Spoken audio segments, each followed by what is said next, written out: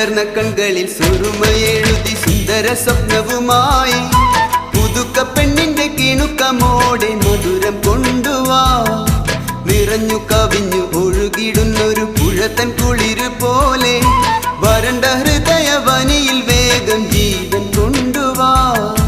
മൊഴിയിൽ മധുവുമായി സുരലോക റാണിയായി ചന്ദ്രികച്ചാരിൽ കുളിച്ചുവാനി ലൈലയും മജ്നുമായിടാം.